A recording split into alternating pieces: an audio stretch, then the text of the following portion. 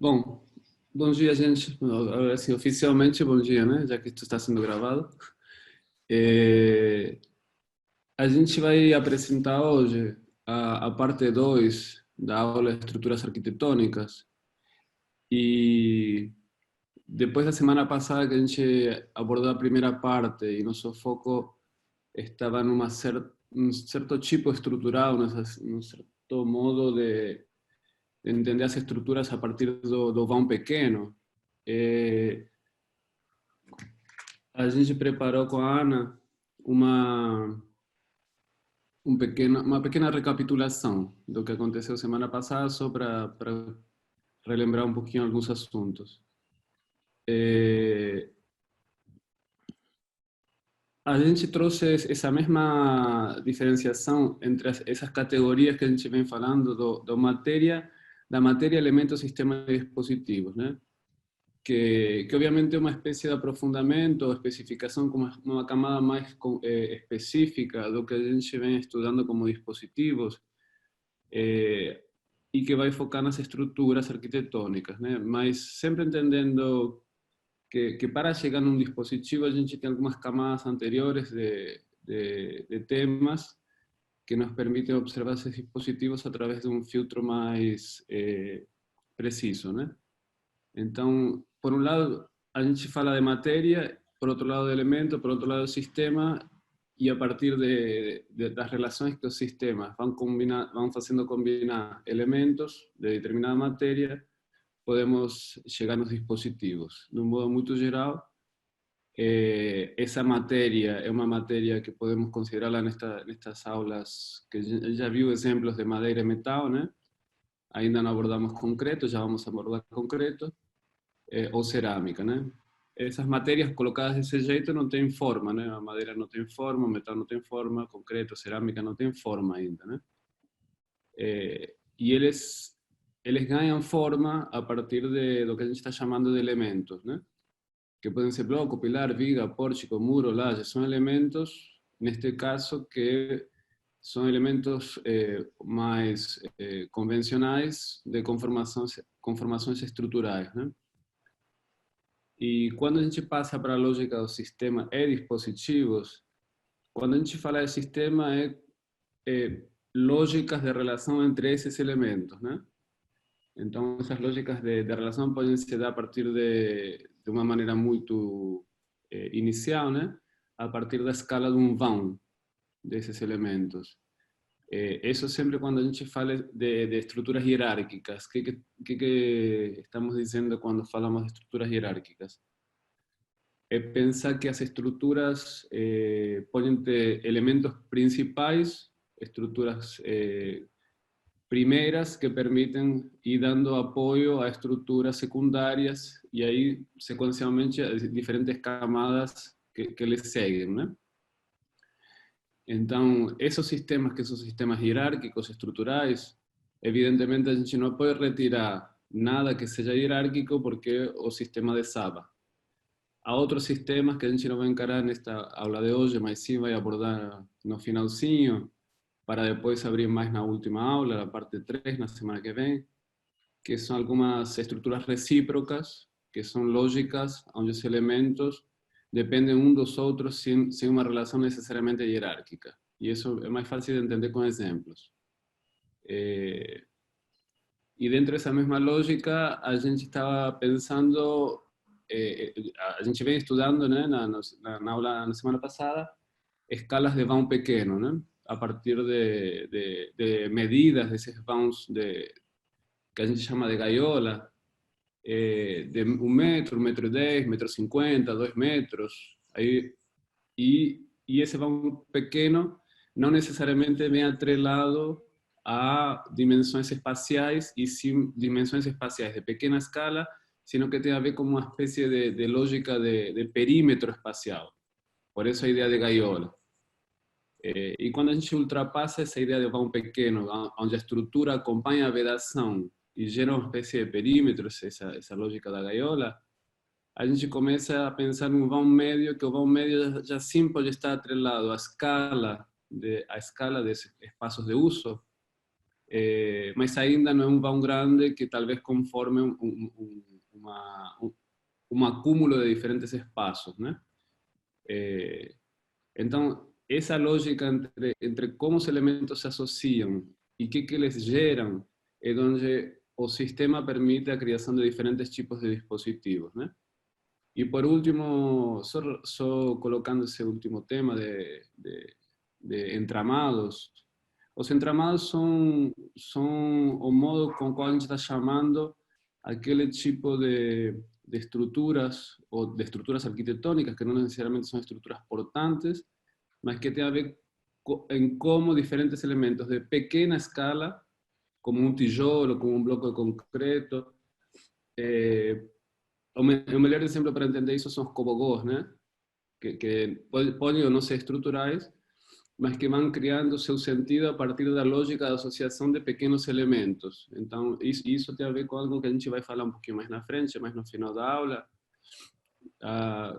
usando também, relembrando nossas fundamentações teóricas para discutir o que estamos discutindo, que são as discussões sobre tectônica e especificamente sobre o que o Frampton toma de Semper, de Gottfried Semper, do nó e da condição têxtil da arquitetura, né?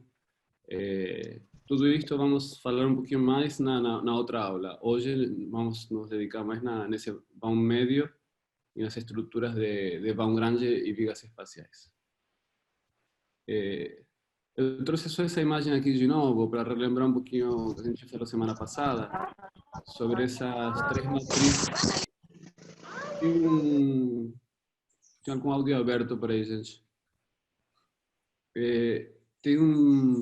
Eu trouxe essa imagem, que são essas três matrizes que a gente chamou de matriz compacta, porosa e aberta, que basicamente tinha a ver com uma medida, com uma lógica de como essa estrutura se relacionava expressivamente e como conformava esses espaços. Então, a primeira matriz, que é da casa de André Moretim, da residência PA, de Carapicuíba, só relembrando que é uma estrutura que se apresentava de maneira claríssima em todo momento, tanto na experiência interior do pavilhão como na experiência externa do pavilhão.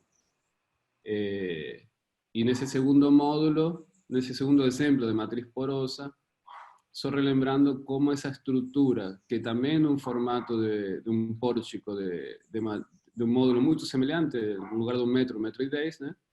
Que se repete aqui na sequência vertical, a gente entende como essa matriz porosa se dá a partir de diferentes estratégias onde a gaiola da estrutura não corresponde com o fechamento do espaço interno da casa. Então aparecem estes patiozinhos menores, a estrutura aparece e desaparece do ponto de vista da expressão. Então por esse tipo de motivos que a gente escolheu chamá-la de porosa. E finalmente essa terceira categoria, que era a matriz aberta, que é aberta basicamente porque trabalha com diferentes modulações, já é uma casa maior, então a matriz aberta pode se entender como uma espécie de procedimento utilizado como dispositivo, né, de vãos de menor escala ou vãos de maior largura por aqui. A gente foi estudando todas essas diferentes larguras desses pavilhões, mas todas também trabalhadas a partir da mesma lógica do pórtico de vão pequeno, onde a definição espacial de cada cômodo não se dá necessariamente pelo próprio pórtico, sino que se dá pela somatória de pórticos, né? Então, a partir disso, a gente chama isso de matriz aberta, ainda sempre no vão pequeno, insisto, onde quando a gaiola conforma, coincide com a vedação, né? A estrutura e a vedação são coincidentes. A gente trouxe então aqui o primeiro exemplo, com uma casa experimental em La Plata, na Argentina, com estrutura metálica e vão médio, e uma série de componentes que combinam tudo isto. Então aí sim deixo contigo a palavra, Ana, para a casinha experimental. Bom dia a todas e todos. Então vamos analisar essa casa, dessa dupla de arquitetos, Bianchi e Fusilli, e com participação de uma terceira arquiteta nesse projeto, Juliana Bertroni. Pode passar a primeira, Diego, imagem, por favor. Então, aqui alguns desenhos iniciais, né, que a gente vê um pouco, desenhos que expressam algumas diretrizes desse projeto e a planta baixa do projeto final.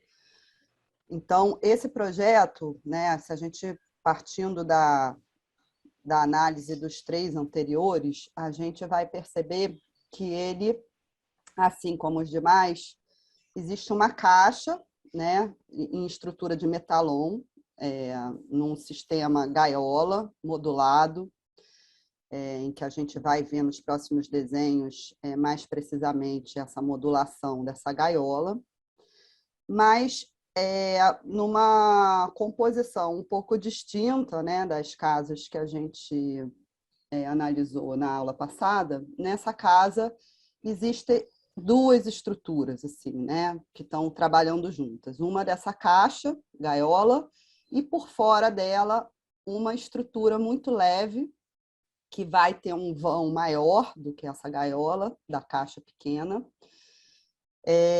conformando pórticos a partir de perfis diversos, né, em que vai se analisar e escolher dentro desses perfis que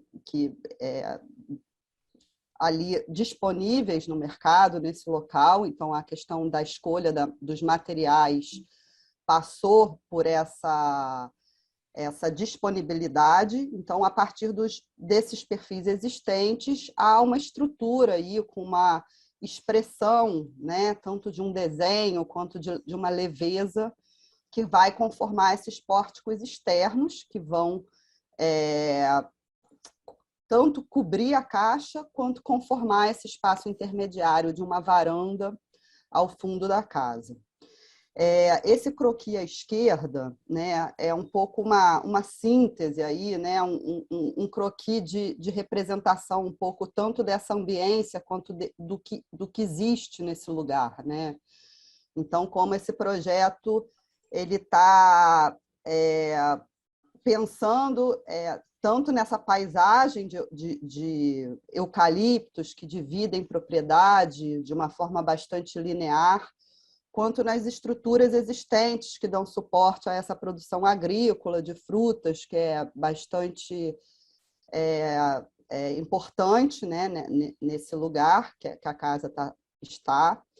Então, representando aí tanto essa questão das plantações, quanto dessas estruturas que dão suporte, como os moinhos de vento em estrutura metálica, e como que o projeto está olhando, né, para esse modo de construir, né, e vai escolher essa linguagem um pouco industrial, ou desses galpões, que é um material que está ali disponível, apesar de mencionar que esse é também um lugar que se chama Los Hornos, por ter também uma grande produção de tijolos, né?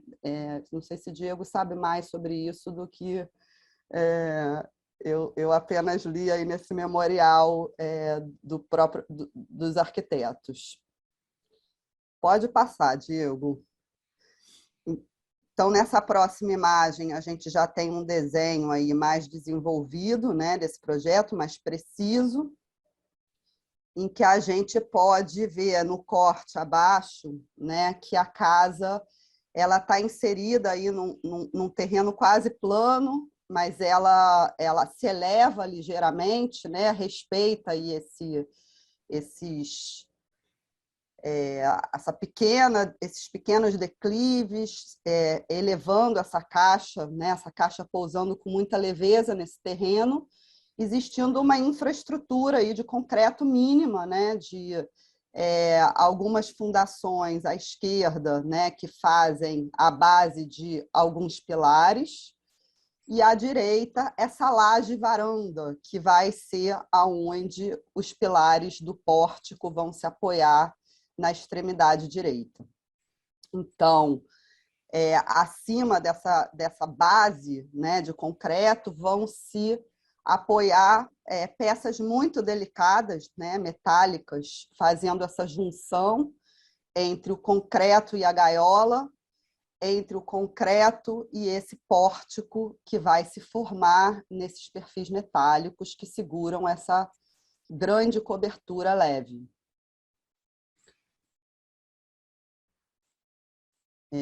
Então, a planta baixa, a gente vê uma organização, então, como de um grande espaço, né, fluido, contínuo, modulado por essa estrutura gaiola, em que há um núcleo central onde se concentram essas instalações, né, essas áreas molhadas. Então, a gente pode perceber que tem os pórticos que conformam a área externa, a grande cobertura, eles estão alinhados com essa estrutura da gaiola, mas não em vãos maiores, né? Ainda que haja vãos de aproximadamente 5 metros, e nesse núcleo molhado dos banheiros, esse espaçamento entre os pórticos é menor, é metade. Então, existe uma exceção aí nessa modulação dos pórticos externos.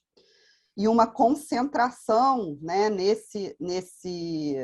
nessa aproximação desses pórticos, dessas áreas molhadas, essas instalações, né, provavelmente um reservatório de água, sobre tanto a área de banheiros quanto a pia da cozinha, aí, que está nessa única parede molhada e estratégica, né? Provavelmente de tijolo. Eu não tive muita informação sobre como é construído esse núcleo central.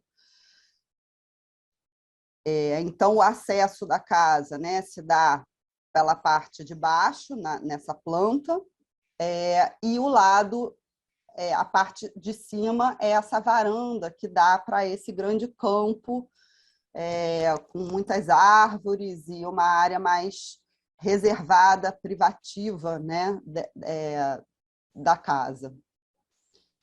Então, aqui a gente vê esses eixos dessa estrutura, modulada aproximadamente em 2,20 m. Então, a cada 2,20 m, né, esse trecho que a gente vê com esse X e os 4 pilares, então, são esses montantes verticais dessa estrutura de gaiola, de metalon, de perfil tubular, e espaçadas no outro sentido, mais ou menos o dobro dessa medida, aproximadamente 5 metros. Então, conformando aí os módulos que vão compor essa gaiola, e os pórticos externos, eles vão, então, corresponder a 2 vezes esse módulo da gaiola. Aqui já é interessante, né, Ana, como nessa estrutura que é híbrida, né, que tem por um lado esse módulo de 2,20 por 5, se reconhece uma espécie de autonomia estrutural onde esse módulo depois se repete aqui, se repete 7 vezes, né? Então, há uma espécie de autonomia estrutural que significa que se eu tiro este módulo continua em pé. Se eu tiro este módulo continua em pé. O sea, existe uma autonomia estrutural dessas espécies de módulos de escala container, ¿no? De 2,20 por 5, que depois a gente vai ver na altura, que é mais ou menos 2,50 também da altura, que vai definindo algo que pode ser prefabricado, e que de fato como se narra o projeto, isto aqui foi prefabricado. No entanto, como o vão maior de 5 metros, e o vão que se está se buscando como vão livre, permite que o vão menor de 2,20 não corresponde a nenhum tipo de fragmentação espacial, a não ser uma coincidência com a área úmida. Mas todos estes 4 módulos geram um espaço completo, sem nenhum tipo de pilar no meio. E estes 2 módulos da esquerda geram um espaço completo, sem nenhum pilar no meio. Então, toda essa estrutura de arestas, desses 4 pilares de metalón nas arestas, permite, mais que nada, uma associação de liberdade neste sentido, mas que se fosse neste outro sentido, teria pilares. Então, é uma espécie de matriz de associação de maior lógica longitudinal, para considerar estruturas sem pilares. E, ao mesmo tempo, essa estrutura vai determinando uma lógica de vedação, que às vezes são esquadrias de folhas de correr, e às vezes são trechos fechados, ou às vezes uma combinação de ambos, né? De pedaços mais fixos e folha de abrir, ou de novo folha de correr. Ou eventualmente, como no caso do acesso, um painel pivotante. Então, a estrutura independente de 4 arestas permite que as vedações sejam tratadas com absoluta independência, no sentido de que vai ser a vedação, mas, por outro lado, vai conformando sempre o perímetro e a identidade periférica que nos faz chamar ele de tipo gaiola, né? E que quando a gente pensa na modulação, como você falava antes, Ana, a modulação do pórtico maior, que aparece um pouquinho... Essa estrutura é a estrutura que estava falando antes aqui. E quando a gente fala do pórtico, da grande cobertura da casa, o pórtico maior corresponde a 2 módulos, 1 módulo, 2 módulos, 2 módulos. Então também há uma certa liberdade no exercício de como se combina uma modulação de escala menor com uma modulação de escala maior. Ainda assim, há um rigor de coincidência, porque realmente quando a gente começa a observar que este pilar aqui e esta viga apoiam na mesma linha de pilares do que a gente está chamando, entre aspas, de container por debaixo, e que corresponde a esses pilares aqui, né? Então aqui a gente começa a entender melhor essa estrutura que a Ana comentava, né? Que ela está solta do chão, e ela está solta do chão na área interna, mas não está solta do chão na área externa. Então há também uma atitude híbrida de que se solta e que não se solta, né? E esse módulo estruturado do qual a gente estava falando, de 2,25, 2,50, são essas proporções container que correspondem a cada um desses 7 módulos que se associam aqui, né? E, bom, na minha tela eu não consigo tirar, não consigo ver o que está aqui por detrás, mas eu lembro perfeitamente.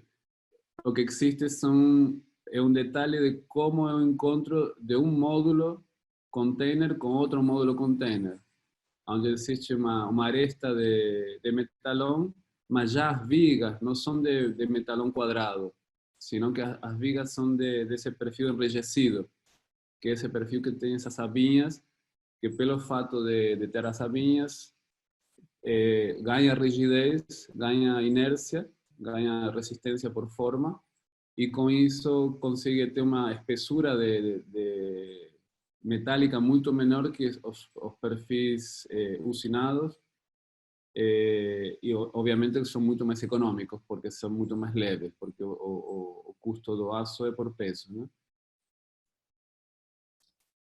E Também é interessante observar, né, nessa estrutura, nesse módulo, né, como vai existir os montantes verticais, né, e os montantes horizontais que os unem, e vai existir uma estrutura secundária, né, que no piso ela vai ter mais peças do que na cobertura. Então, como essa estrutura secundária, ela vai em função da carga, né, que ela vai receber no piso, para receber o piso, o piso de madeira que vai existir aí, e também o uso das pessoas, e na cobertura requer uma estrutura de menos perfis, né, mais espaçados, para segurar apenas um teto, uma vedação similar aos painéis de vedação vertical das fachadas. esses diagramas são interessantes, que são produzidos pelos autores, né? Que contam um pouco essa ideia da prefabricação, né?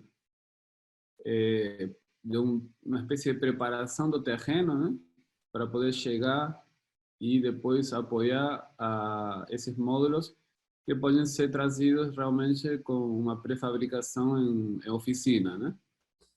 Então, Eles mencionam, né, que a definição desses materiais, tamanhos de peças, né, sempre foi pensada a partir de um sistema, a partir desses perfis disponíveis e também a partir de algum sistema que tivesse tamanhos de peças possíveis de serem transportados em um caminhão pequeno, né? Então, a questão do transporte também foi pensada aí como uma questão fundamental, inicial, para a determinação de qual sistema adotar.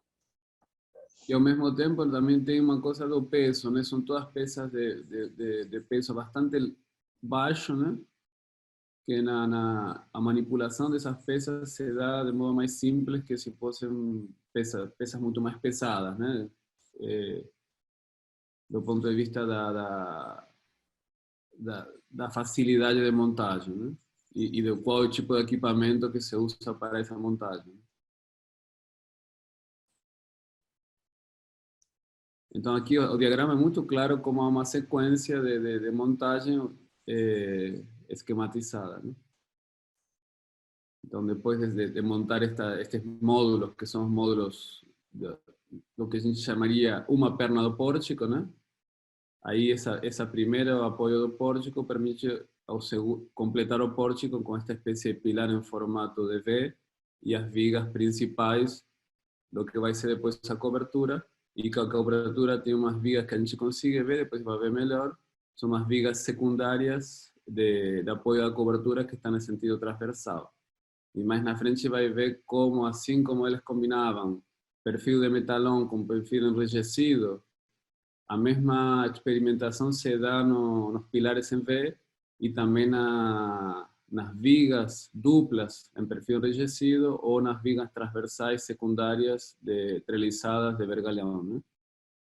Sendo que aí no pórtico vai se explorar muito mais, né, um desenho, uma expressão estética desse desenho desses pilares e essa estrutura vai estar à mostra, né, enquanto o perfil gaiola vai ser todo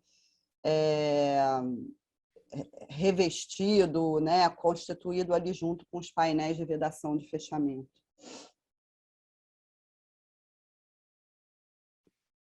Essa relação que a Ana está falando se dá muito nessa frente ou nessa lateral, em todo o perímetro do espaço fechado, ou todos os montantes de metalón desses containers, eles aparecem às vezes revestidos, escondidos por vedação externa com telha metálica ou vedação interna com madeira, e às vezes vão servindo de ritmo para ordenar as portas-janelas de vidro e alumínio que estão aqui, né? Todos os painéis de fachada, sejam de vidro, sejam desse material, né, que é uma espécie de telha ondulada, que deve ter uma camada termoacústica, mas é sempre de piso a teto, né, e respeitando essa ordenação da estrutura, essa modulação. Então, todos os painéis vão seguindo esse ritmo, essa mesma dimensão em largura.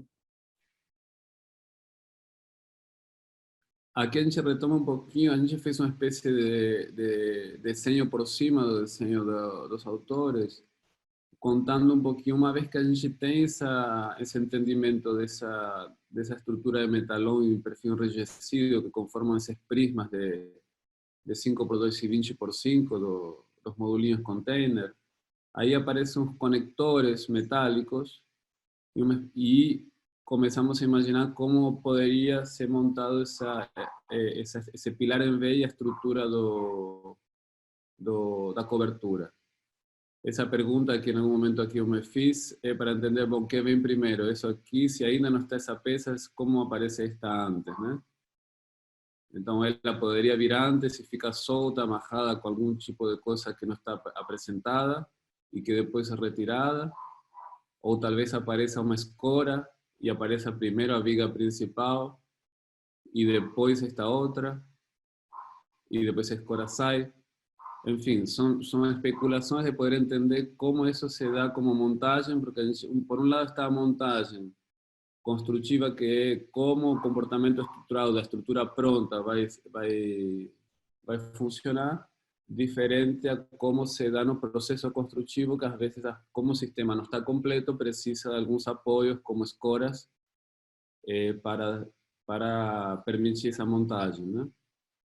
Então, aqui, o que a gente chama de pórtico, se nos projetos anteriores, la semana pasada, o pórtico se daba sempre por un mesmo elemento, pilar, viga, pilar, aquí na verdade se dá por uma combinação de um apoio com estas peças prismáticas e com o apoio destes pilares em V e finalmente com o apoio com esta viga maior de perfil duplo enrijecido, que vocês vão ver melhor nas outras imagens, mas que a ideia do pórtico é uma composição de elementos experimentais onde cada um está respondendo a pesquisas próprias e onde o que está se investigando é relações possíveis entre, e não necessariamente a síntese de elementos que os projetos da semana passada tinham, aqui não está como síntese, aqui o que está talvez é sim uma procura por justamente tirar algum tipo de proveito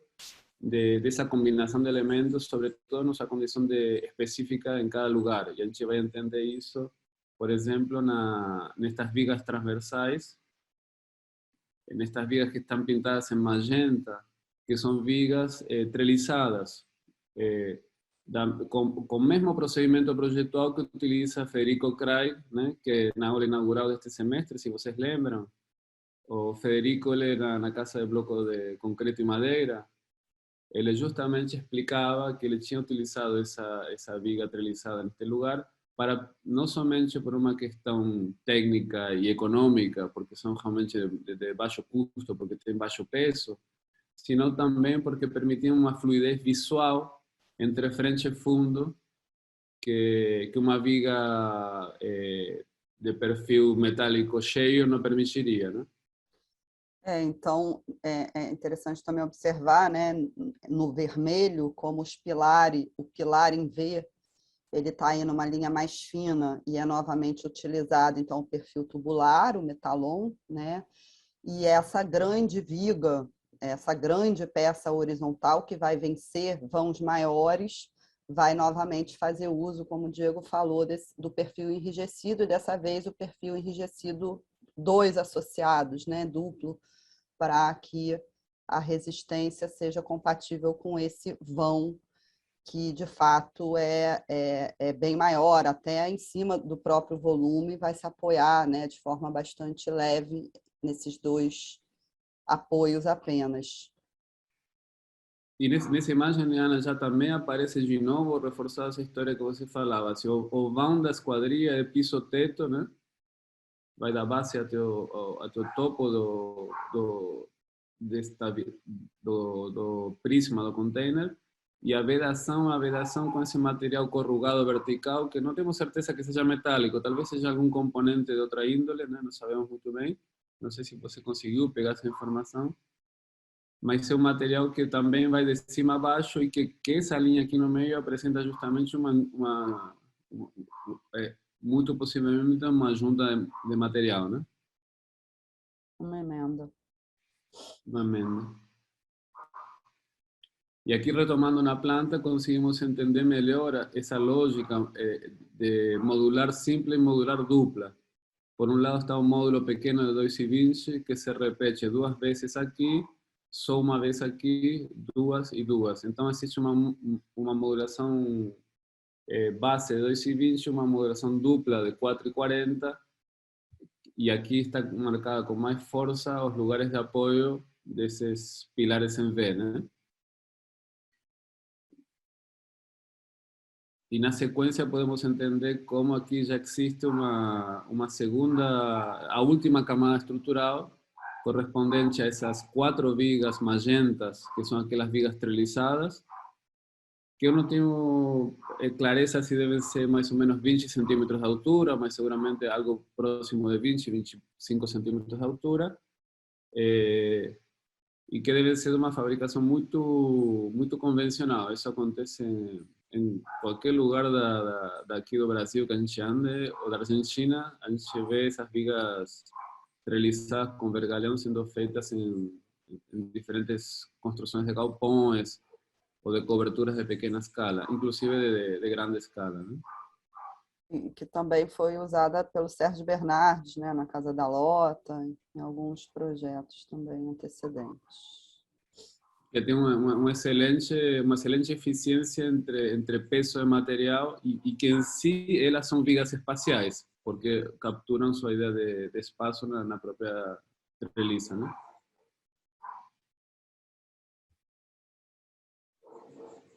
Então aqui a gente consegue recompor um pouco a imagem completa desse corte ou vista, que o corte e vista nesse projeto, né, Ana, é quase a mesma coisa, né? A vista conta o corte conta a vista. É um projeto que a gente não viu uma fotografia ainda, mas ele está tão belamente desenhado, tão belamente pensado, que ele narra sua própria construção. Então, a ideia expressiva desse espaço e dessa relação ambiental se dá a partir de uma espécie de vontade de contar esse processo construtivo, quase como que os elementos se autolegitimassem pela própria necessidade de existência. Estou citando, roubando um pouquinho uma ideia do Hélio Piñón, quando Hélio Piñón fala de Pablo Mendes da Rocha, ele fala da aura de necessidade, na obra de Pablo Mendes da Rocha, onde os elementos são necessários e, por serem necessários, conquistam essa dimensão de aura. Eu acho que nesta casinha também existe essa beleza de entender que cada elemento ali está cumprindo alguma função clara e não apenas um capricho projetual, né?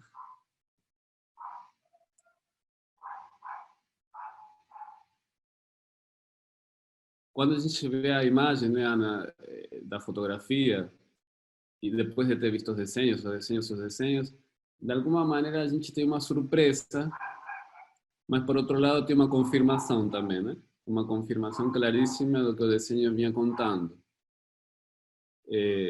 Então, algumas coisas que o desenho contava estão claras, né? Deste corpo suspenso,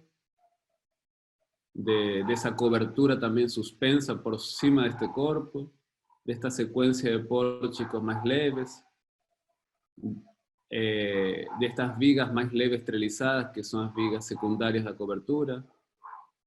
A própria ideia da cor que se usa, que parece que se fosse todo aço galvanizado, né? Ou se não fosse aço galvanizado de pintura cinza, isso não tenho claro. Mas é uma procura também por Natural mesmo. É natural, não tem nenhuma pretensão. E até a telha metálica, né? Há como uma ideia de tentar trabalhar os materiais no seu estado mais inicial possível, né? Inclusive até quando a gente pensa nessa laje de concreto apoiada no chão, essa fundação, parece que não tivesse piso, fosse a própria laje que se usa de apoio, Essa né? laje eu fiquei curiosa também, depois tem uma foto que a gente vai ver mais de perto, fica na dúvida se é um elemento cerâmico ou concreto, né? Sim, aqui parece que tivesse algum piso, né? Depois tem outras fotos que eu acho que aparece mais. Nessa imagem Diego, volta um pouquinho naquela foto anterior, que eu acho que é importante marcar que aquela junta que estava ressaltada nos desenhos, ela desaparece. E talvez isso tenha sido uma das surpresas de vocês, não sei. seguramente, Lu, realmente aqui a junta se dá vertical, dá para perceber que a fixação dois parafusos ou duas peças de fixação aqui mostra que aqui tem uma fixação vertical, né? De junta, uma emenda. O qual faz maior sentido que a emenda horizontal, né? Porque essas telhas muito facilmente vêm de 2,5 metros de altura, né? E aqui aparece outro dispositivo que é uma grade fixa, que é essa malha de aço de aproximadamente 10 por 10 centímetros, que seguramente é uma malha de aço estándar, comprada já soldada, né?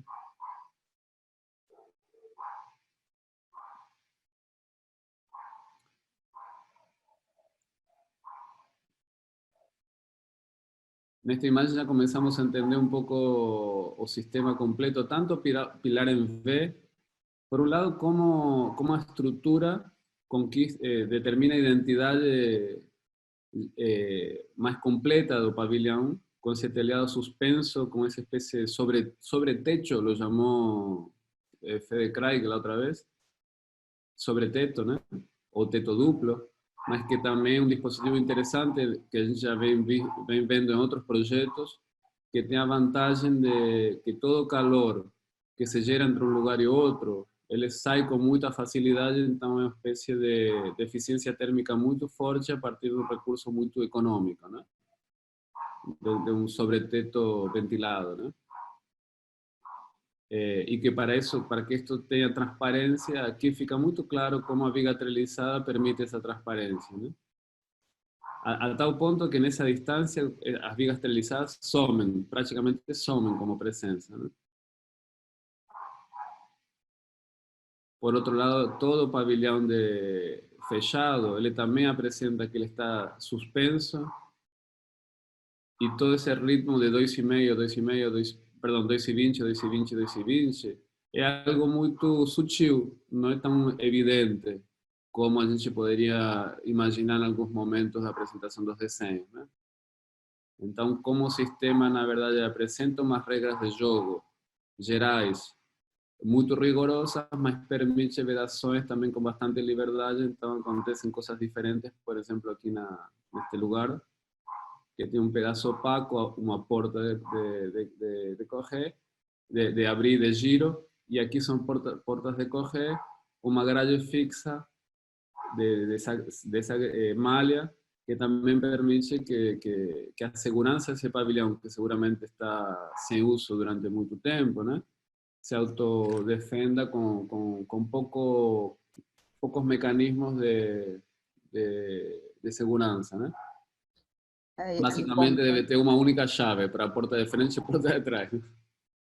e como que essa vedação, né, ora mais transparente, translúcida, a partir desse vidro com esse gradeado, ou mais opaca, também vai conferir a esse interior, né, essas duas atmosferas, apesar desse pavilhão, né, ser um espaço bastante contínuo e fluido, essa transparência vai criar uma relação, né, interior e exterior nessa área aí de convívio e sala, cozinha, e esse interior aí mais fechado, interiorizado nessa parte que vai ser banheiro e quartos, né?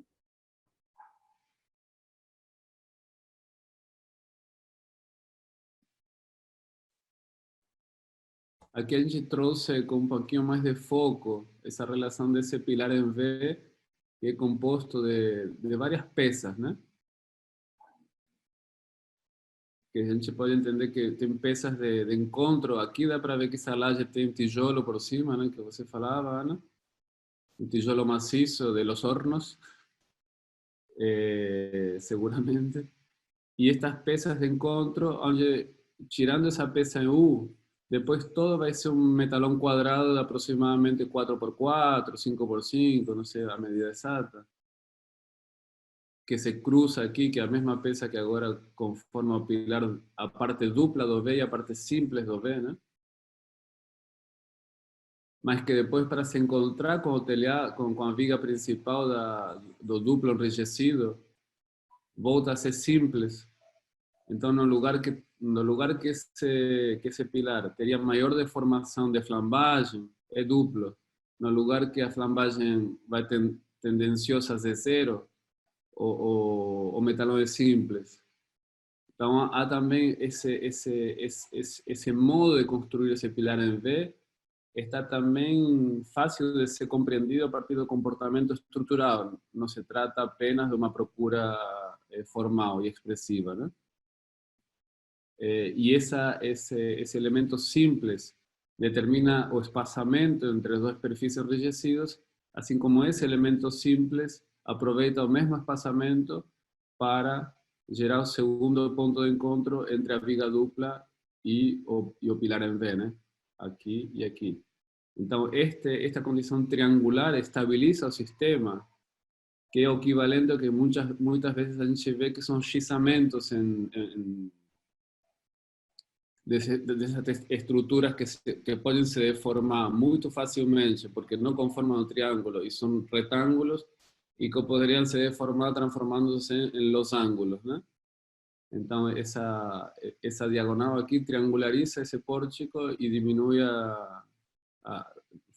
expressivamente as chances de deformação no sentido transversal, me refiro neste sentido aqui, né?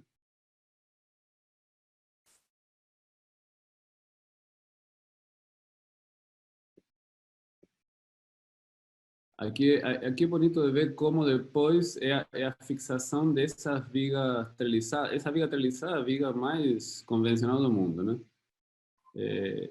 Como essa viga treliçada se fixa aqui, que parece que é uma solda, não consegui entender se é solda ou parafuso, mas parece uma solda. E depois a telha metálica também se fixa de algum modo que eu não consegui achar os parafusos, mas devem ser na parte alta da telha, deve haver alguns parafusos que vêm fixar aqui. Eu Na tentei achar, mas esquerda não dá para ver, Diego, ali na esquerda. eu tentei descobrir, mas não. Estou confiando que tem, mas não. Porque senão essa telha voa, né?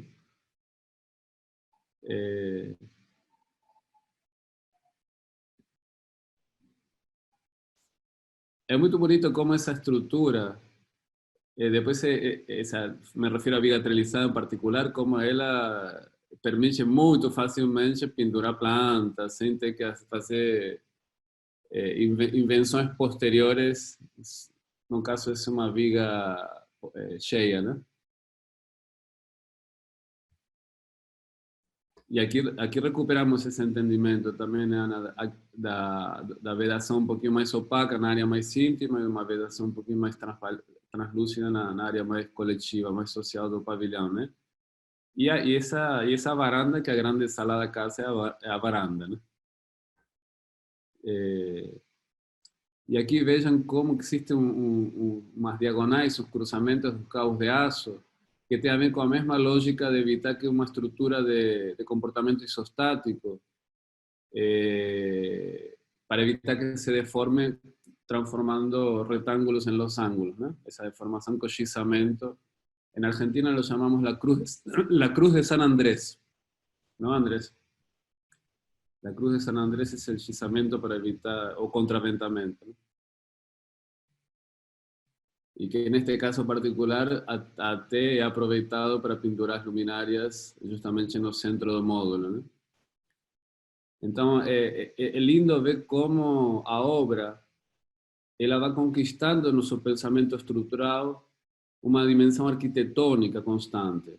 Então, a estrutura não é algo que é impossível imaginar as obras anteriores que a gente apresentou, e esta em particular também, como um pensamento estrutural a posteriori. Ou seja, a estrutura não é pensada depois da arquitetura, a estrutura é arquitetura. Então, ela é concomitante e ela vai dialogando com diferentes questões que seguramente o projeto se coloca durante o processo. E seguramente a estrutura foi sendo manipulada no processo em função, seguramente, de um programa solicitado, de um tamanho, de um orçamento, de uma disponibilidade no lote de tamanho, tanto do transporte, de uma largura de uso de 2,5 nesta galeria, de uma largura de uso interna de 5 metros. Então, o pensamento estrutural não é um pensamento que comanda tudo a partir de uma pré-definição estrutural, sino que a estrutura seguramente foi sendo ensaiada. Talvez os autores tenham passado por diferentes modulações, talvez eles tenham passado por diferentes associações de elementos. A gente não tem acesso a esse processo interno, mas é fácil imaginar que tudo isto tenha sido fruto de um processo de vai e volta, onde a estrutura ganha esse poder de ordenador, né? Tem um texto dos arquitetos que menciona que eles chegaram a fazer um estudo também em tijolo, que era outro projeto, certamente. E depois, quando a gente passa para o interior da casa, do pavilhão, né? A experiência muda radicalmente, né? É claramente o interior, né? E onde toda essa construção leve e de linhas que a gente entendia explicitamente no exterior, aqui passa a ser algo quase esquecido, né? O único rastro de tudo isto são as fenestrações que vão do piso ao teto, portas, janelas, que o rastro de vínculo de uma coisa com a outra, mas depois, para dentro, é utilizando um material também industrial, que são esses painéis de compensado, no seu tamanho máximo, né? E vão forrando piso, parede e teto, né? Então é interessante também como, se a gente pensa na casa do Fran, da semana passada, aqui o procedimento é semelhante, é diferente na que a casa André Moretin, onde a estrutura é completamente expressiva pelo lado interno também. Então, aqui também é interessante, Luna, você falava semana passada também sobre esse aspecto, sobre entender que se a gente pensa numa ambientação interior ou numa ambientação exterior, todas estas coisas que a gente está falando já são, são decisões que determinam essa qualidade ambiental, assim, chamada muitas vezes como projeto de interiores, né? Mas que a gente está tentando se afastar um pouquinho do interiores como uma categoria específica, separada dos exteriores, né? Então, é tentar pensar de um modo mais integral e como essas camadas que vão definir o ambiente já estão predefinidas aqui. E depois, quando a gente pensa no mobiliário, aqui o mobiliário que é? Tem aquele piano, né? À direita.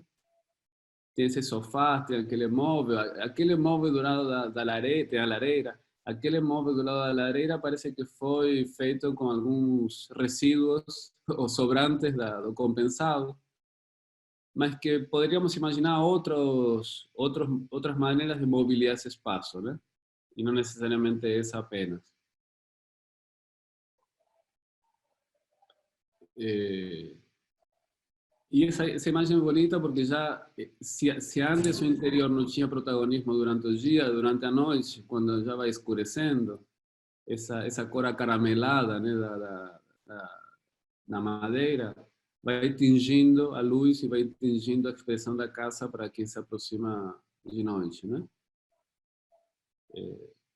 Aqui, assim, é muito sutil o projeto em vários aspectos, né? A gente está sempre focando nas estruturas arquitetônicas, nestas falas destas três aulas, mas podemos ver, por exemplo, como com um recurso muito simples de movimentar o solo muito pouquinho, com esse montículo de terra e com essa pedrinha solta, permite subir sem ter que ter um degrau e talvez um carrinho, qualquer coisa com rodas, pode vir e atravessar essa pontezinha e entrar na casa sem ter que ultrapassar um degrau, né?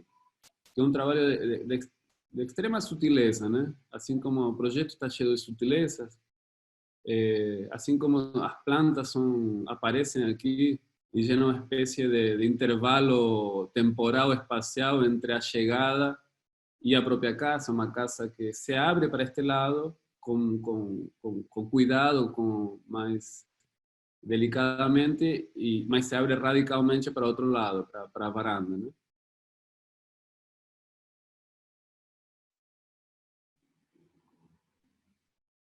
Este descortinamento de cuando se llegan a casa y se atraviesa por la casa también presenta algo que a gente viu nos outros projetos semana passada, que é a transparência, né? Mas aqui, neste momento, a transparência é radical, né? Vai anunciando essa espécie de redescoberto do espaço externo. E é interessante como essa passarela, essa pontezinha, é feita também com os mesmos perfis enrijecidos, né?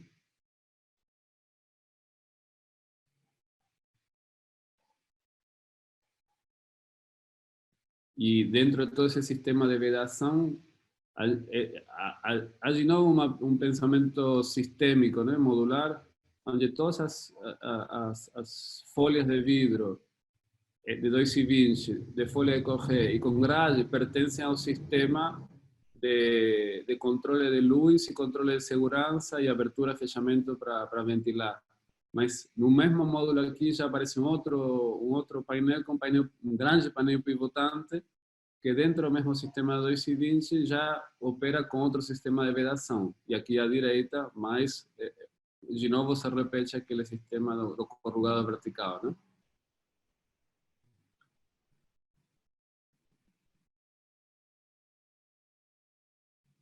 Bom, nos estamos distanciando da casa, já próximos a entrar no segundo projeto, né? Saindo de los hornos. Aqui é lindo também ver aqui como se repete essa espécie de rampinha de terra, né? Para chegar no pavilhão. E como a casa também com essa cor escura, ela se funde com aquele ambiente mais sombreado. Imaginem essa casa em lugar dessa telha grafite ou preta, que seja branca, né? Ou qualquer cor viva, né? Seria um objeto de muito maior contraste com o contexto, e do jeito que está feito, produz uma espécie de reforça a ideia da sombra, né? Com essa cor escura, mais que nada, né?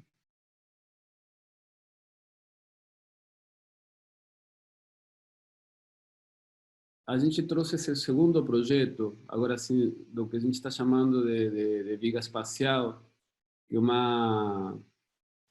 e como dispositivo uma grande gaiola suspensa. Vocês vão ver de que se trata. É um projeto do escritório UNA, da Cristiane Muniz e Fernando Viegas, feito em Asunción, no contexto da Bial. Aliás, todo que a Bial produziu em Paraguai em Asunción aquele ano é super interessante de investigar. Não será objeto de nossa aula hoje, só apenas este pavilhão para falar dessa estrutura. E esta estrutura, não importa o programa, gente, mas é basicamente um trabalho de espaço urbano, de uma pracinha, e um elemento que determina um acesso e um mirante para uma comunidade. E uma estrutura que se apoia em dois pilares, vocês estão vendo que ela é suspensa, e que depois tem uma espécie de viga conformada com várias peças, com uma peça inferior vermelha, uma peça superior vermelha, que aparecem estas duas verticais, que são uma espécie de colunas interiores, mas que por enquanto estou chamando de vigas e peças e colunas, mas que quando a gente começa a entender a deformação de tudo isso, também temos um problema de entendê-la como peças, porque o balanço seria muito grande aqui. Esse balanço que não sabemos muito bem, mas é em torno de 3 metros e pouco, ou talvez 4. Isso aqui se deformaria muito fácil com esse vão tão grande. Então aqui aparecem estes elementos que eu também provisoriamente chamarei de coluna, provisoriamente chamarei isto aqui de tirante, mas tudo isto vai conformando algo que podemos entender como viga espacial. É a mesma lógica da treliça do projeto anterior, só que escalada e aumentada em tamanho, né? E isto estabiliza o sistema a partir destes elementos que justamente pegam a diagonal, e para evitar que este quadrado se transforme em los ángulos, a diagonal verde trabalha a tração e permite que o sistema se estabilize de novo, né? Então, quando a gente vê isso agora em planta... Diego, deixa eu só fazer uma observação até do desenho e também assim, desse pensamento, dessa estrutura leve. Também a gente olhar para esse chão, né? Para esse... como é uma espécie de pódium, né? Que conforma essa área livre, comunitária, né, em que no centro dela está essa estrutura leve, mas que com poucas ações, né, esse espaço é delimitado ali também, né? Então eu acho que também esse desenho ele expressa com muita força essa base, né, dessa laje e desses bancos e canteiros que vão conformar esse espaço que vai ser preparado para receber essa estrutura leve no seu centro, né? Então, acho que no corte... É muito legal, Ana, isso, porque o rigor geométrico estrutural que tem a construção metálica depois é administrado por essa base, esse pódio que você está falando, que vai negociando com o contexto, né? Então, há uma linha mais reta aqui que seguramente tem a ver com uma borda de alguma ruazinha, ou depois aqui vai se tensionando em função das construções em volta. E vai adquirindo forma a partir de uma contaminação desse contexto em planta, né? E esse limite vai sendo trabalhado, né, como uma borda espessa também, né, que ora é banco, ora é jardineira, e essa geometria também vai, enfim, sendo nessas inflexões, produzindo diferentes relações com o próprio pavilhão, né, com essa geometria mais ortogonal do pavilhão. Sim, e tudo isso vai absorvendo uma árvore, e o próprio pavilhão, que é um pavilhão de ar, também absorve essa segunda árvore. Então é interessante tentar imaginar isto antes da intervenção, né? Devia ser um lugar com essas duas árvores, com algum tratamento, talvez no solo com terra, não deve ter muita coisa. E o projeto vem simplesmente a colocar em destaque algumas peças, né? Como as árvores, e administrar também as relações entre esse contexto imediato, né? E aí, como também tem um raciocínio aí da escolha dos materiais, né? Como essa base, essa moldura de fato massa pesada, esses bancos vão ser todos, né? Então, de concreto e dando essa espessura e em contraposição à leveza dessa estrutura no centro que vai conformar esse mirante, essa outra relação aí com quem está nesse espaço. Quando a gente vê esse desenho, porque aqui a gente nem comentou ainda, mas tem uma espécie de montante que vai no meio módulo de cada um dos 3 módulos da viga espacial, e depois também tem uma malha de aço quadrada que parece que definisse esse espaço muito sutilmente através de algo vazado, e que eu não vi desenho nenhum, nem fotografias ainda de trepadeiras crescendo por todo este lugar. Mas eu acredito que isso fosse também, que isso seja alguma expectativa dessa espécie de pavilhão de ar, né? Não tenho certeza, mas gosto de imaginar isso. E aqui dá para entender já mais de perto esse sistema desses 2 pilares que se repetem do lado e do outro, então conformam este pavilhão de 3 módulos por 2 módulos, con 2 apoyos aquí, 2 apoyos aquí, que son estos 4 apoyos de pesas cuadradas de metalón. Aquí da para ver esos pilares, y da para ver que esos pilares se repeten después aquí no eixo, nessas pontas. Y existe un sistema de cruzamiento de vigas no ar para poder solidarizar esos 4 lados y conquistar equilibrio no sentido ya transversal, no somente longitudinal, ¿no? Aqui é onde se conformariam essas 2 vigas espaciais realizadas, e depois podemos entender depois desses 4 apoios e essas 2 vigas espaciais, esses 2 apoios nas pontas que permitam solidarizar essas 2 vigas para não cair de um lado para o outro, né? Os rosas vão ao chão, né? E os verdes estão a partir... Não, os verdes também vão ao chão, Ana. Peraí, desculpa, aqui está. Na fotografia vai dar para entender melhor. Então, tem os 4 mais esses 2. Isso, acabam sendo 6 pilares. Sim. E aqui todo esse sistema vai se solidarizando entre si E finalmente existe esse hechizamento também para que a mesma deformação que antes a gente podia entender que podia acontecer em corte, bom, essa deformação poderia acontecer em planta também. Então, para evitar essa deformação, se triangulariza a estrutura. É o tal hechizamento, né? O Cruz de San Andrés.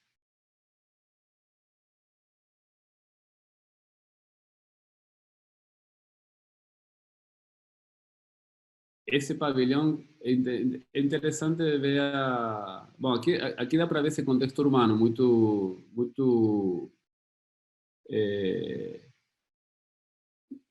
digamos, irregular como desenho e como o projeto passa a ser um lugar de referência de ingresso à comunidade pela parte alta, né? E como essa mureta que a Ana falava de concreto, que é um pouquinho mais fina, um pouquinho mais larga, que funciona como banco, que abraça árvore, vai gerando esse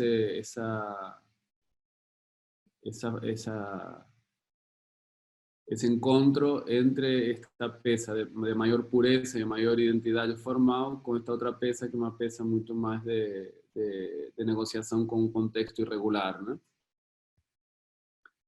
E aqui aparecem todas as diagonais que a gente falava antes, que mostram esse sistema estabilizado e algumas pecinhas secundárias que permitem que essa gaiola, essa malha de aço se solde essa gaiola.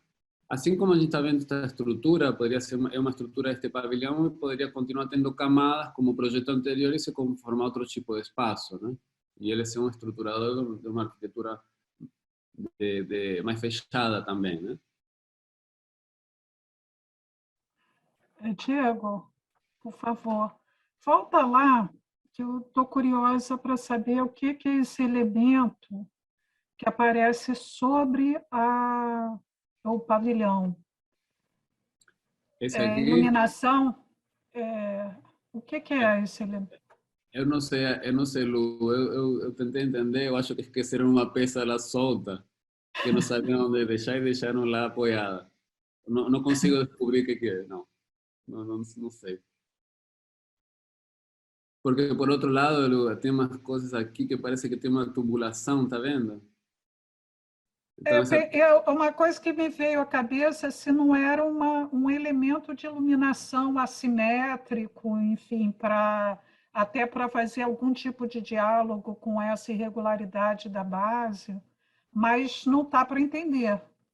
não dá para entender. Eu também pensei que talvez fosse alguma espécie de, de instalação com água para jogar uma água e fazer um chuveirão lá fora. Não sei também. Eu acho que essa estrutura está inacabada um pouco propositalmente e também um pouco pelo recurso muito baixo que tiveram todas essas intervenções lá na Bial, né? Para cada intervenção foi uma negociação de centavos. Esto foi o legado que a Bial había dado de Asunción de ella, ¿no? Para Chacarita, que es ese bairro aquí.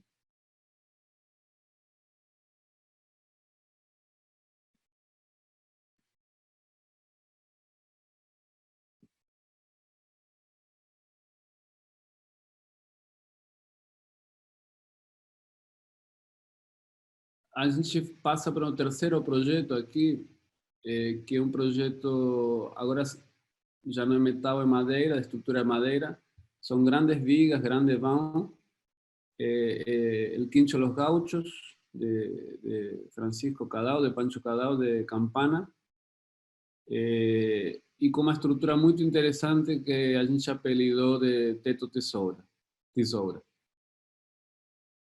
Destacando que, diferentemente dos projetos que analisamos anteriormente em madeira, de pequenos vãos, que eram de madeira maciça, esse a gente vai ver outra técnica, outra tecnologia da madeira, que é a madeira laminada, né, que vai possibilitar esses vãos maiores.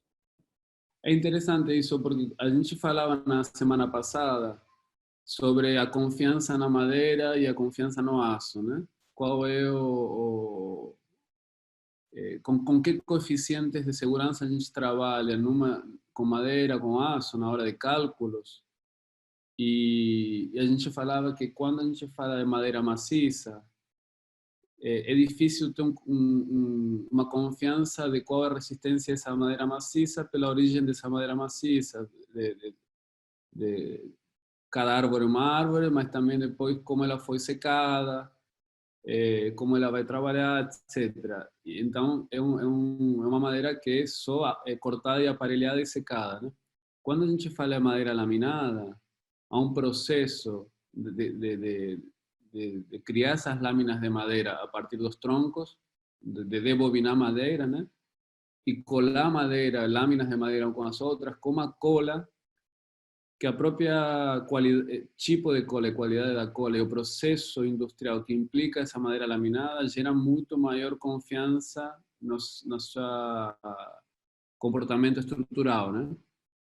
Então, com isso também se trabalha com dimensões, com coeficientes de segurança seguramente inferiores aos coeficientes de segurança com madeira maciça.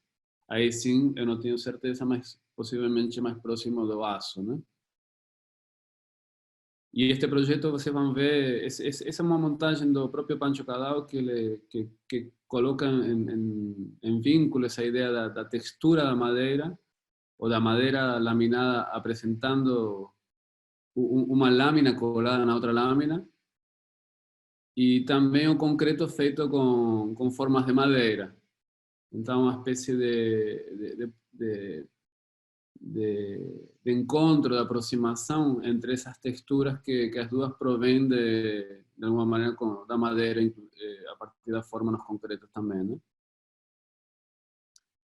E como a gente vai ver agora no projeto, esse concreto se dá a partir de construções de planos estruturais de concreto que engastam no chão e vão para uma fundação, e que esses planos dão apoio a este telhado com esse formato tipo tesoura, que quando a gente se aproxima e tenta entender que apoia em que, começamos a ter dificuldades para entender como este sistema está em equilíbrio, né? Porque se a gente pensa que estas duas vigas se cruzam por aqui, e como se cruzam por aqui podem ter uma fixação, tudo bem, então significa que ela já estaria estável. Não, mas precisam de esta viga aqui e esta viga aqui transversal para evitar que isto caia. Mas quem vem primeiro e quem vem depois? Se esta viga aqui apoia nesta aqui, então significa que esta tem que estar antes. Mas se esta tem que estar antes, para apoiá-la aqui, eu preciso que esta outra esteja aqui antes. Então, quem vem primeiro, o ovo ou a galinha? Aí fica bem complexo de entender como isso aqui, a condição hierárquica desses elementos se desarma, e aí aparece a noção de uma estrutura de condição recíproca, onde todos os elementos têm uma importância vital para que o sistema esteja em equilíbrio, né? Então, aqui, só para facilitar um pouco esse entendimento, essa viga vermelha, a da direita, apoia nesta transversal magenta, que por sua vez apoia nesta outra vermelha, que por sua vez apoia aqui, que precisava desta outra antes. Então, se eu começo por aqui, o problema está deste lado. Se eu começo pela esquerda, o problema está pela direita. É aí que se dão esse tipo de lógica de pensamentos de estrutura recíproca, que aqui o Roberto quebrou a cabeça, né? Roberto, para tentar entender, e o que Roberto fez? Primeiro tentou tentar ver que vinha primeiro, que vinha depois, para construir essa estrutura tesoura no ar. Esses são desenhos e com maquetes associadas, que são maquetes do Pancho Cadao, que mostram um pouquinho o sistema de equilíbrio suspenso, mas ele está apoiado numa base abstrata, não sabemos como foi feita essa maquete. E aí Roberto fez isto, né? Você colocou esse desafio. Roberto, se você quiser contar alguma coisa, você conta. Senão, a gente conta. Mas aí começou... Primeiro, ele se colocou esses 4 lápis como os elementos de cada tesoura, né? E começou a fazer equilíbrio com os dedos e com as mãos para poder colocar essa primeira peça e não cair esta segunda. depois também com equilíbrio com as mãos, consigue colocar em estabilidade com as duas vigas transversais, que seriam estes dois lápices, e conforma o sistema. Neste caso em particular, acho muito interessante o que acontece é que a imprecisão dessa cruz não está no centro, com o qual aparece também uma possibilidade desse sistema tesoura, não sei se é exatamente simétrico, dependendo em que lugar você coloca esta viga transversal, estes lápices, ou dependendo qual o tamanho desses lápices, que poderiam ser de um tamanho A e de um tamanho B.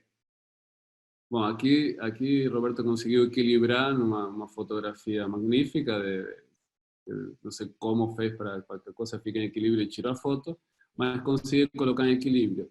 Agora, pensando tudo isso, depois quando a gente pensava como isso poderia acontecer na obra, possivelmente apareciam também escoras provisórias nesse processo para poder deixar essa estrutura de tesoura no ar durante a obra, né? E aqui aparece mais um condimento de complexidade nesse projeto desse quincho, que é essas vigas transversais, uma vez que a gente ultrapassa tudo o que a gente falou antes, essas vigas transversais apoiam por cima estas vigas tesoura nesse trecho aqui, nesse primeiro trecho, mas nesse outro trecho está em balanço. Então, não somente o sistema é recíproco e ele parece que cada peça é fundamental para estar em equilíbrio, sino que tensiona meio módulo na lateral, no sentido transversal para deixar este pedaço em balanço. Então, é um outro passo investigativo sobre esse tipo construtivo. O próprio Pancho, numa obra anterior, ele faz um módulo sem balanços laterais. Né? É uma obra anterior, né? E aqui vocês começam a reconhecer esse desenho, esse teto tipo tesoura, que vai justamente gerando situações insólitas, que parece que isso está suspenso, que isso aqui não é uma fotomontagem, que isso aqui não é verdadeiro. E conseguimos ver um terceiro, assim, mais uma camada de complexidade nesse sistema quando estas vigas deixam de ter apoio aqui, e aí já eu fico sem entender muito bem como é o cálculo de duas vigas tesouras associadas umas às outras. Aí já ultrapassa a minha intuição estrutural. Acho que é interessante observar também, né, como tem um trabalho aí bastante focado nessa dualidade, né, de elementos pesados, de elementos planos de concreto, tanto verticais quanto horizontais, né, conformando esse piso, em contraposição a essa estrutura tectônica aérea, leve, né, que vai se dissolvendo como cobertura, se misturando aí com o céu, né? Então, como existe essa operação consciente aí dessas duas formas de operar, esses planos pesados tendendo ao solo e essa estrutura em contraposição leve aérea. E aqui aparecem, né, as texturas desse concreto, né, marcado por uma espécie de forma, que seguramente foi uma forma feita com algum plano de compensado, madeiriche, alguma coisa do tipo, mas que algumas ripas de madeira foram colocadas e parecem que houvesse como dois padrões, uma ripa mais fina e uma ripa mais larga, que foram tratando esse concreto como uma textura. Então, o concreto não é a textura do plano de concreto, entendida que é feito por um molde.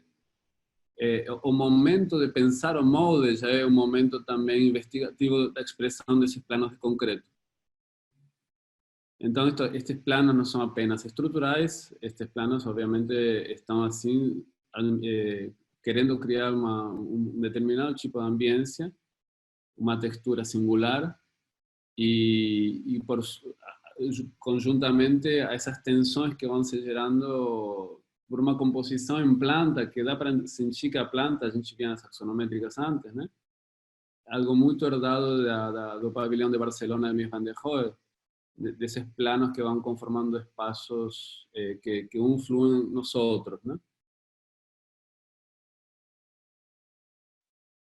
Este desenho que também do Pancho é interessante, já não é tão importante do ponto de vista estrutural, mas é interessante do ponto de vista de como se investiga o apoio dessa viga dessa estrutura de madeira por sobre os planos de concreto, apenas com uma chapinha, essa planchuela de repartição, planchuela de uma baja chata de 6 polegadas por 1/4, que son pesas que dan metálicas, que son un lugar de conexión entre la pesa de madera y las pesas y los planos de concreto. En una especie de secuencia interesante ver también cómo ese conjunto, que aparte de la cobertura, es una composición por esos 3 tópicos, ¿no? 1, 2 y 3, que un contrachapado fenólico, compensado fenólico, compensado de madera, ¿no? Y después tiene un poliuretano expandido para evitar a contração e dilatação tão forte termicamente, disso aqui.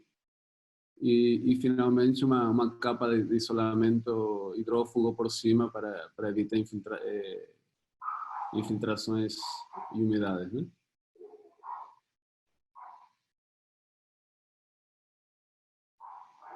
Bom, eu não sei se vocês conhecem, há uma foto muito clássica de Félix Candela,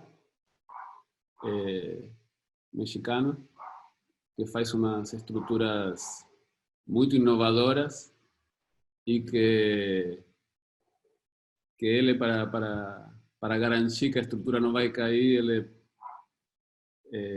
sobe e tira essa foto. Acho que essa aqui é uma homenagem do Pancho a Félix Candela.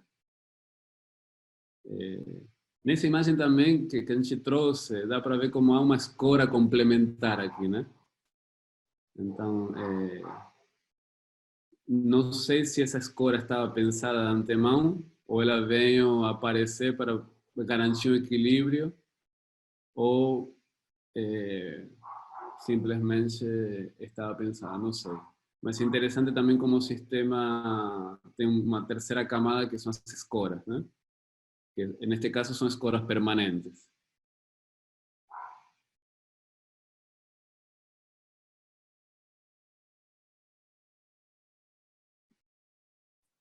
O Diego, tá faltando um desenho aí para entender. Eu não consigo entender. Planta?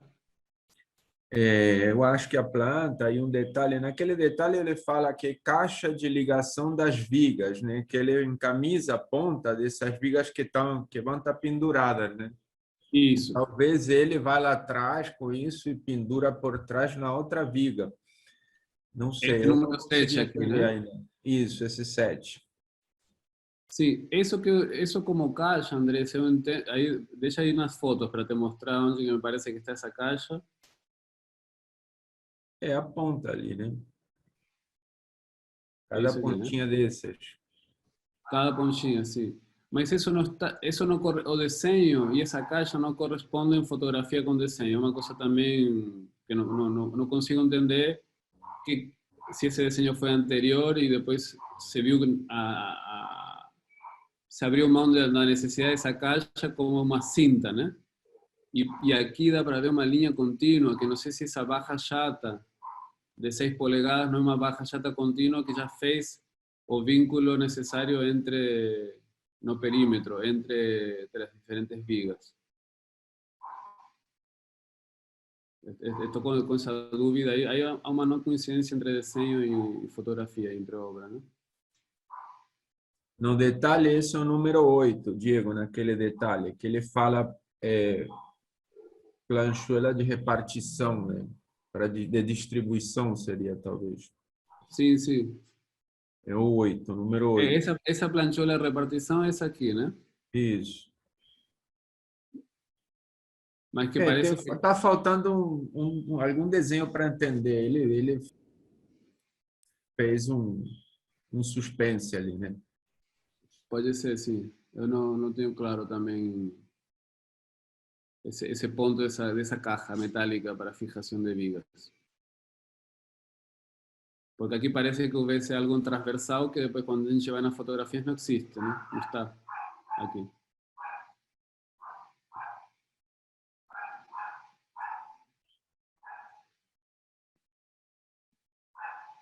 Ana, você quer complementar alguma coisa? Porque a gente fez um esforço, né, por fazer uma aula mais concisa, mais curta, e estamos bem no tempo, né? Sim, estamos bem no tempo. Podemos ou manter a apresentação e conversar sobre ela, ou abrir um pouquinho e conversar sem apresentação. Sim, acho que podíamos abrir, se alguém quiser comentar ou perguntar alguma questão. Professor, bom dia. Você poderia aproximar o som um pouquinho mais essa imagem, onde a madeira ela toca no concreto, nessa parede de concreto? Isso, é exatamente. É como o professor Andrés falou, ainda está muito confuso, mesmo com o desenho, mesmo com as imagens reais, de entender como é que funciona, porque parece... não, dá para entender que é um sistema de apoios, mas não ficou tão claro assim como é que funciona esse apoio, como é que essas duas madeiras elas se encontram de modo que haja estabilidade. E agora vendo essa peça me deu mais confusão ainda, porque é um grande vão, né, de madeira. E são duas madeiras bem robustas. Ele é uma ali é uma brincadeira. O que esse apoio está apoiando não é essa viga que ele está tocando, é a de cima. Ele está apoiando a viga de cima. Essa viga que está assim. É isso que está acontecendo. E a outra viga de baixo, Diego, elas estão penduradas, a do lado, a viga do lado. Essa viga está pendurada, essa está pendurada, essa está pendurada, essa está pendurada. Agora, como ele pendura isso, aí não, aí já ela apoiou, né? Aproveitou, apoiou, mas ele está apoiando a viga de cima.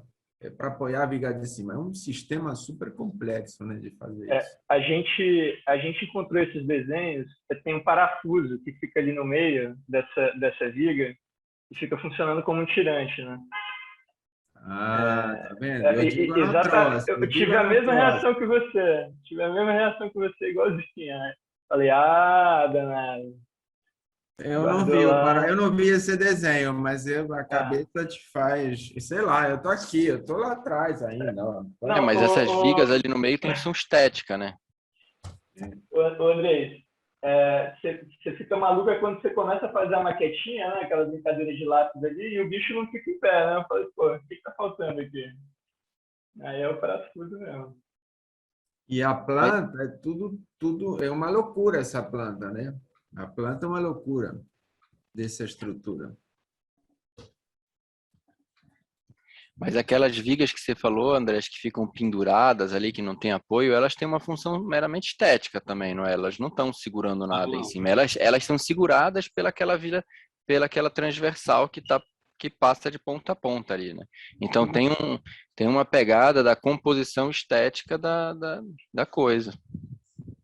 Eu não acho isso, Jorge. Eu acho que toda a viga aí, como sistema, um sistema recíproco, toda tesoura precisa estar completa. Você vê que ele não faz nunca meia tesoura. Porque para o sistema transversal se completar, precisa duas diagonais e as travas transversais.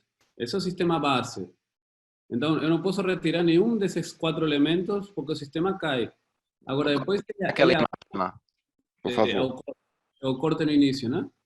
É aquela última que estava lá. A fotografia, você está querendo ver aqui? É a fotografia. Essa aí.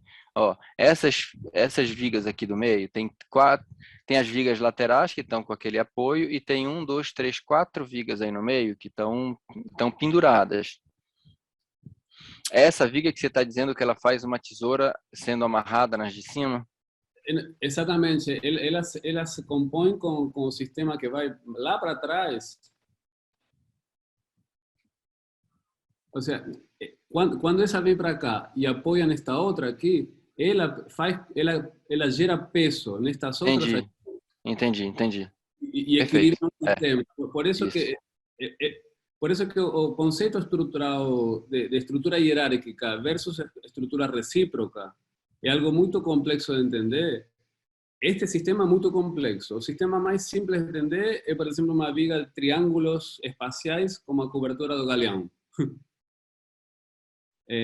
Onde todos os elementos fazem parte do sistema. E não existe todos os elementos fazem parte do sistema em condição equilibrada e recíproca. E não são as estruturas que fazia Leonardo da Vinci para fazer pontes, por exemplo, também.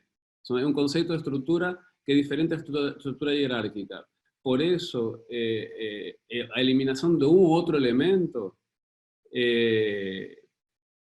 pode fazer desabar o sistema todo, ou pode, eventualmente, como o sistema todo é suficientemente distribuído, pode falhar um pouco, mas não desabar. Então, e aí é uma questão assim, já mais sutil de cálculo. Mas neste caso em particular, isso que você estava comentando, eu acho que o que está acontecendo é que precisa as duas diagonais da tesoura, justamente porque uma equilibra a ponta da outra, né? As madeiras das extremidades, as duplas dessas duas vigas, elas estão fixadas nesse encontro? Vai mais para a esquerda. Da esquerda, mais para a esquerda. Esquerda. Isso. Aí, mais para a esquerda. Isso. Tanto essa quanto a de baixo, elas parecem estar ligeiramente separadas, né, do alinhamento vertical. Então, isso significa que elas podem estar fixadas uma na outra para fazer entre aspas, uma função de viga? Desculpa, eu não estou entendendo a pergunta. Essa viga de madeira, não, da esquerda. Essa Essa aqui? viga de madeira, isso, ela em algum momento ela se encontra com a viga de baixo, também de madeira. Aqui. Lá no meio do vão, isso, lá no meio do vão, desse vão a ser vencido, elas se Fala que encontram. completa a tesoura. Aqui. Então, elas estão só faceadas, elas só se encostam, ou provavelmente pode ter um tipo de fixação. Eu estimo que sim, que tem fixação, sabe? Porque aqui, como todas as do meio não têm, em algum momento elas têm que ter, e estão aqui, esse ponto é aqui. Mas eu estimo... Como uma tesoura mesmo, né? É como uma tesoura mesmo. Uma espécie de pino. Isso. Mas quando a gente deveria ter trazido o primeiro experimento que Pancho faz, que é o quincho da casa dele, onde ele cruza esse cruzamento dessa viga de cima e essa viga de baixo. Daniel que está falando, né? Porque não me aparece o nome que eu digo. Isso. Daniel, isso que você está falando, que é um ponto de encontro aqui, não é? Isso. Esse ponto de encontro que se dá somente nas tesouras das pontas, nas do meio ele descassou, né? Quando você vai no projeto que ele faz, o primeiro que ele faz esse sistema casado sempre. Só que ele deve ter descoberto um pouco que você teve como intuição. Talvez não seja necessário esse encontro em todos lados. Então ele aí sim passou a descasar desta, e assim vai, né? E quanto à transmissão de carga dessas mesmas tesouras? É porque tem parece ser uma chapa, né? Uma chapinha de aço, isso aí, que descarrega nesse concreto. Então, provavelmente, essa chapa de concreto também tem algum tipo de armação dentro, né? Sim, todo esse plano de concreto, concreto armado, tem armação por dentro. E essa peça metálica, U, né? Seguramente esse formato U, deve ter algum parafuso que entra no concreto e fixa como um conector parecido. Não sei se vocês viram também a aula do Grua, de Abrigos no Vale, que está gravada. O Pedro Varela explicava mesmo o mecanismo de encontro, de suspensão aqui, que é algo parecido também que investiga Fede Craig no sobreteto da casa de bloco de madeira e concreto, né? É interessante aqui também como a ponta da madeira, essas madeiras, elas são de muita resistência nas suas laterais, mas são um pouquinho multilaminadas, mas quando elas são cortadas, podem apresentar algum grau de perigo de infiltração na ponta, e aí é colocado esse aço galvanizado, que En Argentina lo llamamos de Cupertino, o yo lo llamo de Cupertino, ya no sé, mi lengua ya no sé cuál es, mas essa pecinha é um usinho de aço galvanizado que evita infiltrações nas pontas, né? Mas tem também, Diego, em alguns outros lugares, essa chapa é de aço mesmo, ele pinta de laranja, né? E é forte, não é um... Esse ali é um papelzinho, né? Não tem função estrutural, mas tem outros lugares que eu vi que ela tá de abóbora, né? Antiferrugem e parece uma chapa mais dura. No detalhe coloca isso, pelo menos essas de baixo, né? O detalhe é essa de baixo que ele faz, né? Talvez essa seja a tal da caixa, Andrés, Isso. naquele detalhe. E não é uma caixa contínua, porque estava entendendo como uma caixa contínua. É uma caixinha vertical. É, sim. Aí a contínua de baixo, a chapa de baixo. Sim, a contínua é essa Já aqui, foi. a barra chata. E essas são... É, falta um... Ele faz o que faz igreja, né? Você diz que ele trabalha com isso. Talvez aí onde juntam com um, ele bota um pivô e fica a gangorra, né? E um faz o outro para lá. Enfim, tem que testar isso. São experimentações que provavelmente nenhum engenheiro assina embaixo, tá? Não, não. Sei porque a gente tem a experiência do edifício alfa, né? Foi. Que virou beta porque ninguém assinava o alfa. É. Bom,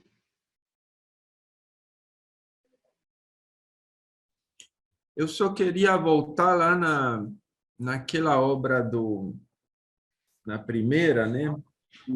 É nesse detalhe aqui. vou lá. Acho que na primeira. E esse detalhe aqui, o que me chama a atenção é que essas vigas, que são as transversais, que seguram o telhado, elas estão apoiadas só em 3 apoios, não é isso? Só tem 3 apoios.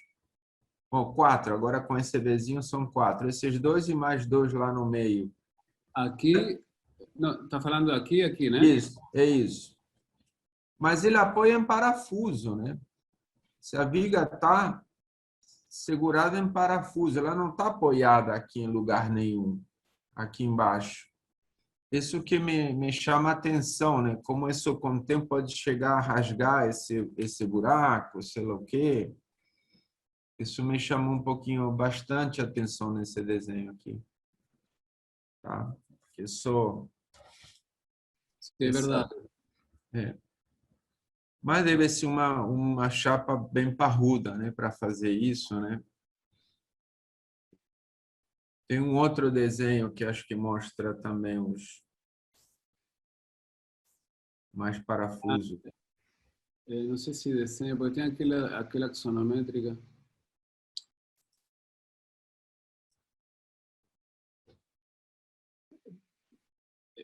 Porque esses desenhos aqui da direita são do container, do módulo inferior, não é disso que você está falando. Acho que os que a gente tem são desses transversais de Corot. É a fachada lateral. Fotografia? Fachada lateral. A vista, não? Tem uma foto. Essa tem uma foto. Procura a foto ali. Sim. Chegou na foto aqui.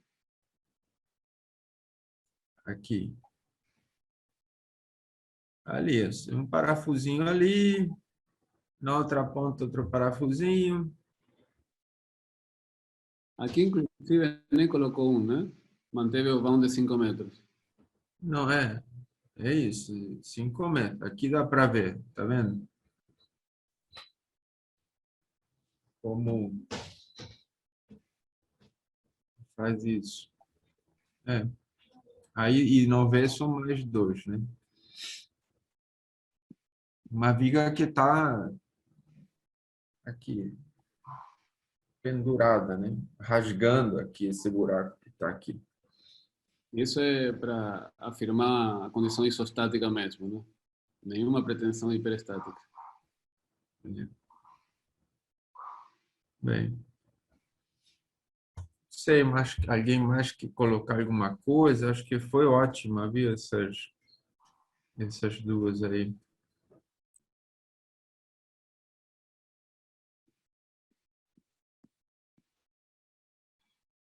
Bom, vou parar de compartilhar então. Peraí.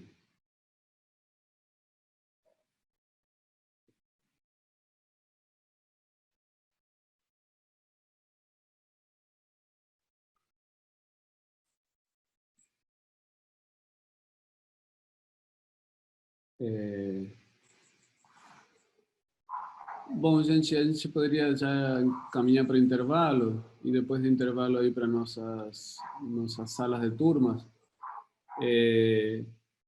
Mas a gente tem preparado uma terceira série dessa aula de estruturas arquitetônicas em 3 partes, né?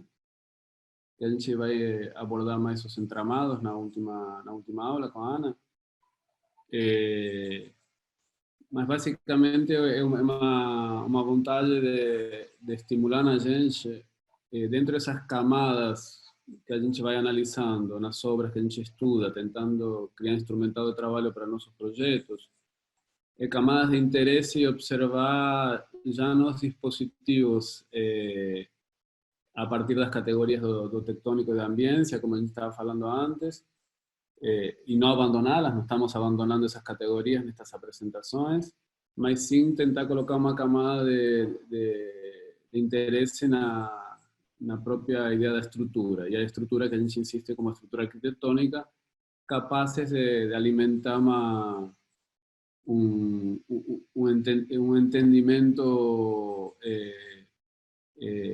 integrante no processo de trabalho, no processo projetual dessas estruturas.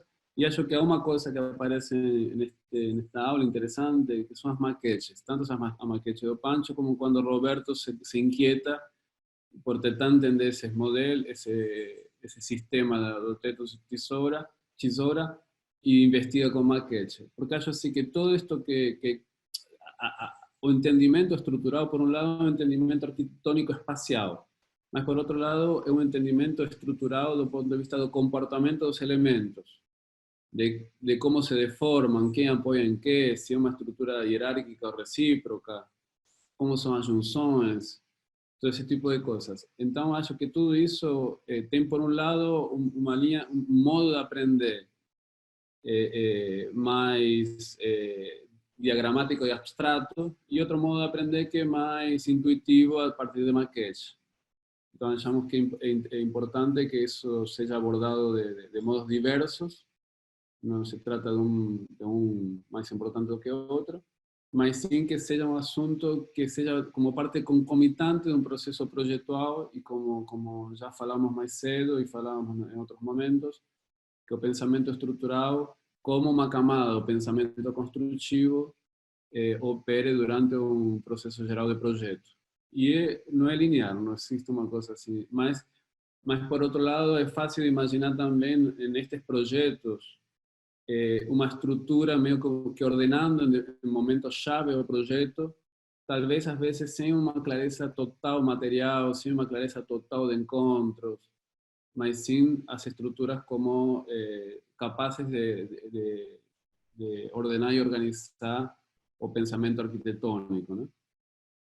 Então, acho que esses aspectos são importantes para o prosseguimento de nossos trabalhos, né? Então, a gente está com a entrega número 3 de transformação ativa na segunda-feira, né? Então, a gente vai voltar para as turmas, seguiremos com as orientações de projeto, e é interessante que isto que a gente está fazendo seja parte do que envolva vocês nesta fase desta terceira entrega. Vamos para o intervalo, gente? Ou querem fazer algum tipo de comentário antes? Alguém que... Estou vendo aí Roberto se coçando.